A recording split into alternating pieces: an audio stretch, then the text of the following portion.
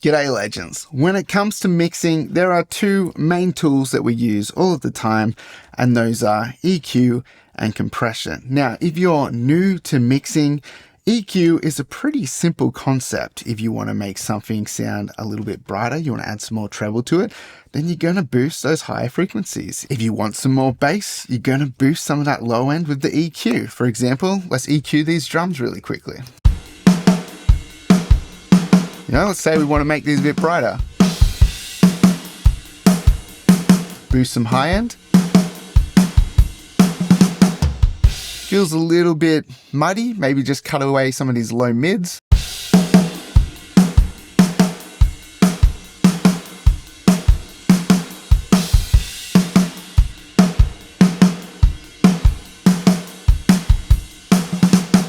So that sounds a bit more balanced now. And EQ is an easy concept to understand, that you're just boosting, cutting frequencies to change the tonality of the sound that you're working on. But when it comes to compression, a lot of people don't really know what they're doing when they get started. Compression is a bit of a mystery. And I was having a chat with someone online this week, and what they said reminded me of all of these comments that I've seen people post over the years that I've been making videos, where they say they can't hear compression. They don't know what they're looking for. So I thought maybe it's time I made a video about compression. What is compression? How to hear it and how to use it in your mixes effectively, but also how to use it creatively as well. To start with, we need to ask the question, what does it mean to compress something? And basically, when you compress something, you're making it smaller, you're squeezing it in. And when we compress audio, we're making the dynamic range smaller. So the loudest parts of your audio signal and the quietest parts of your audio signal. Compression brings those together and narrows that range. So let's take this vocal, for example, that has no compression on it. This is how it was captured at the source. The divide between reality and dreams is gone. I no longer know which side I'm on. You can hear it's quite dynamic. There are some loud jumps in volume. It softens down a little bit. On its own, that dynamic range isn't too much of an issue, but when you put that against a dense wall of instruments, it becomes more problematic because it's harder to get that vocal to sit in there well, because you have to boost it up really loud so that all of the soft stuff comes through, but then all of the loud stuff becomes too loud. So that's why compression is important, to control the dynamic range if you need to get a sound to sit better in a mix. So let's grab our trusty Blue Stripe Rev A 1176 compressor. Now with a compressor like this, all you do is you feed the input until it starts compressing, because the compressor has a threshold, which is like a ceiling, if you will, where once the audio hits it, it starts clamping down and squashing the signal. So you start bringing up all of that quieter stuff and it pushes down all of the louder stuff, and it all starts to squeeze together into a smaller dynamic range. That's the main way that compression works. And then of course you have ratios, you've got attack and release. Let's not stress about that too much right now. Let's just focus on feeding that signal into the threshold so that it starts to compress the signal. The divide between reality and dreams is gone. I no longer know which side I'm on. So you could hear as I pushed the input of the compressor, the signal started to even out a lot more. You could hear everything really well. There was way less dynamics happening. The divide between reality and dreams is gone.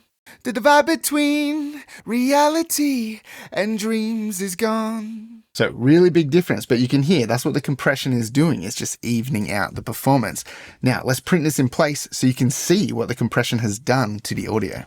Okay, so visually now you can see what the compression has done to this signal. We have a much more evened out performance now. So you can see right at the start we have this big peak on the vocal, but down on the compressed signal, that has been pushed down.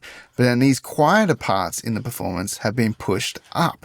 And you can see that the performance is now evening out. That's kind of the main reason for using compression as a tool, to even out the dynamic performance. Now if we listen to this in the track, the vocal's going to sit in there so much better. The divide between reality and dreams is gone. I no longer know which side I'm on. The divide between reality and dreams is gone.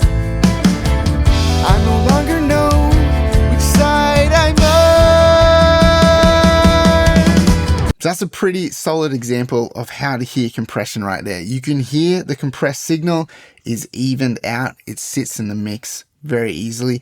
The uncompressed vocal is too dynamic. It jumps out and then it sinks in and it's just unstable. It doesn't sit in the mix well. So the general thing that you're trying to hear with compression is that the dynamic range is being narrowed and you have a much more controlled signal. Now let's go back to the attack and release times, because these do matter, and depending on the source that you're working on, they're going to have a slightly different effect. And you can use these to shape the sound and add character as well. So the settings that we have up here currently with the attack and release times are kind of my favorite vocal settings with an 1176 style compression, but with most compression as well, like a slow attack and a fast release gives you that upfront sound. Because once those louder signals have hit the threshold and it's been compressed, it releases very quickly once the audio drops back down below the threshold, and you get all of those softer sounds brought forward very quickly.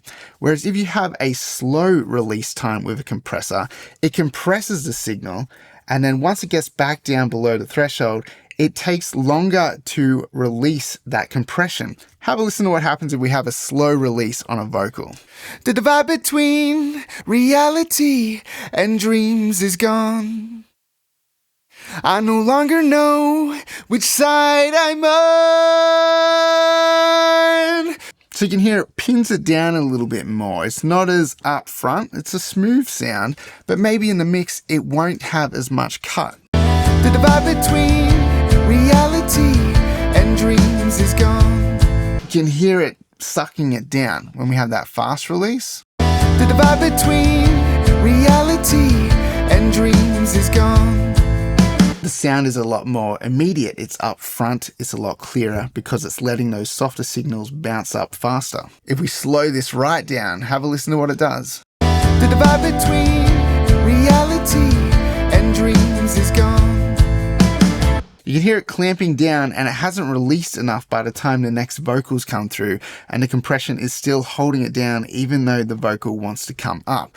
So that's why getting those release times right does matter. Now, you don't always have to have the fastest release on vocals. You can just mess around with what sounds good. Usually on 1176, I'm having it anywhere between the 7 and the 5. They're usually the most popular release settings for a vocal on an 1176. Now, the attack setting is also really important for the overall tone of the compression. If you have the fastest attack, the compression is very aggressive. As soon as the audio passes through the compressor's threshold, it hits it immediately. It just grabs it. So it's very aggressive. The divide between reality and dreams is gone. The fastest attack and the fastest release gives you a little bit of grit as well, especially on an 1176. It starts to add saturation and distortion because of how fast it's working. This can be desirable, or it may not if you want a smoother sound. So for a visual representation of what's happening with the compression, when you have a slow attack and a fast release, you can see the front of the signal gets let through. We've got a bit more dynamics. There's a few peaks still in here. It's not quite as aggressively squashed. When we have our fast attack all the way over like that, you can see it's hitting the vocal a little bit harder. You can see where there's still some transients, some peaks coming through. It's just chopping it off. It's squashing it. You can see here it's a bit more chopped off. This one still has a bit more transient. This has a bit more transient. This is chopped off and squashed. Same here. We've still got some transient punch coming through. The fast attack is just squashing this down. So essentially, you can shape the transient of the audio with the compressor as well. Now, this can be really handy if you want to give something a bit of extra punch. This is where compression becomes more of a character thing. So for this example, let's just use the Logic stock compressor. I'm going to use the Studio VCA on some drums. I've printed a group of drums here. This is what they sound like at the moment.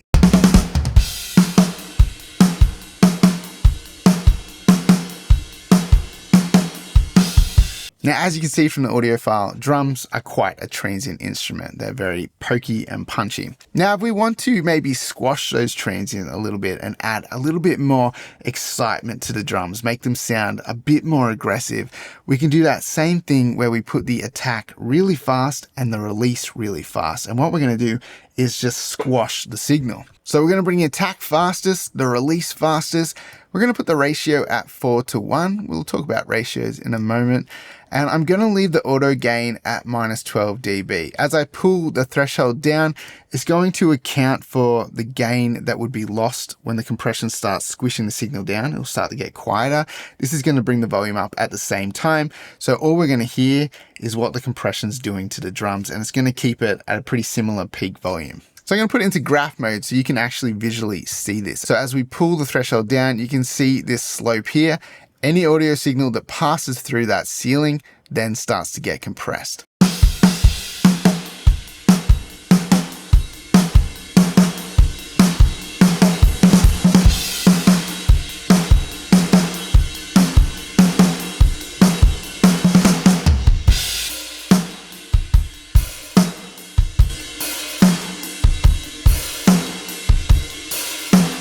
So that little ball that's bouncing around is those peaks coming through, and you can see as it shoots over the threshold, over on this side of our graph, we can see the audio getting pushed down. That is the compression happening to the signal. And you can hear the color and the aggression that it's adding to the drums because we have the fast attack. So it's not letting the peak come through. You're not hearing the punch of the drum anymore. It's actually just slamming that down really hard. And then as soon as that peak drops out of the threshold, all of the ambience of the drums is brought forward because we have that fast release. If we slow this down, we won't get as much aggression out of the drums and we won't hear as much ambience coming through.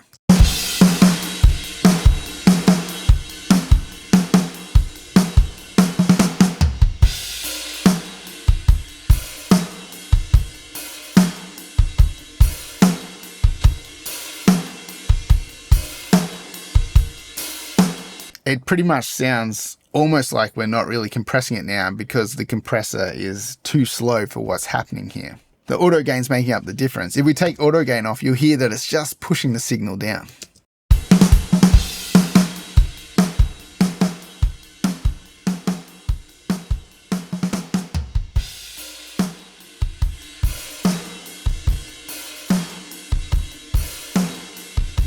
So the attack and release can add a lot of character to your drums. So it doesn't become all about controlling the dynamic range. It becomes about adding color, adding a bit of attitude and effect to the signal as well. Have a listen as we slow the attack down with that fast release.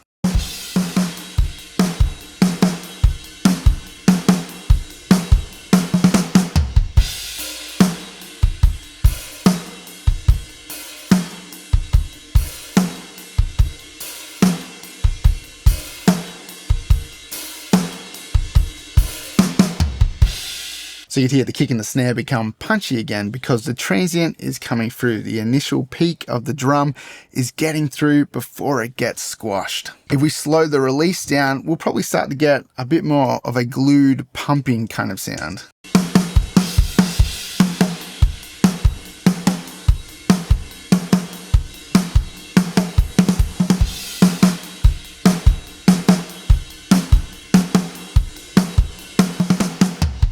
So here how it's changed the tonality of the drums. It's letting the punch of the drum through and then it's clamping down. So it's changed the overall sound of the drums. Have a listen to it bypass and back on again.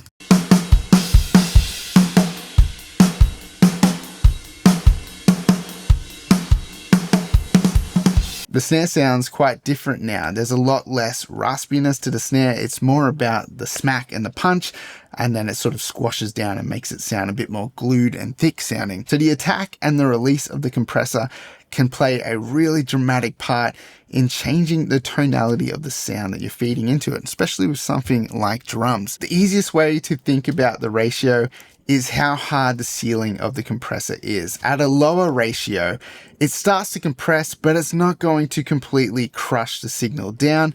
It'll just gently compress it. As you go higher up into your ratios, it starts to compress a lot stronger and it lets less of the signal pass that threshold and keep getting louder. It just starts to clamp down a lot quicker. As you can see here, as we turn that ratio, you can see that ceiling really starts to come down. So I'm going to bring the threshold down so it's hitting the drums quite hard, and then we're going to sweep through the ratio. And you should hear as we get into a lower ratio, the more natural it sounds. It's not going to be as aggressive and as grabbing.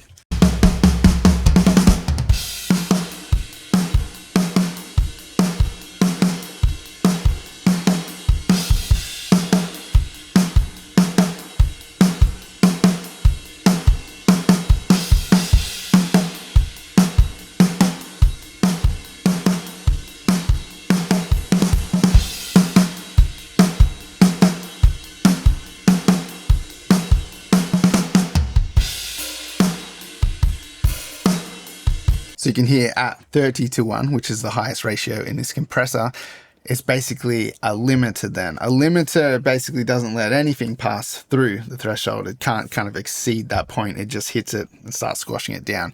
When you get into those high ratios, the compressor basically becomes a limiter. It's not as gentle anymore. And you can see as well, on a higher ratio, it's squashing the signal a lot harder. Sounds a lot more aggressive. On a lower ratio, we're getting less compression and it sounds a little bit more natural.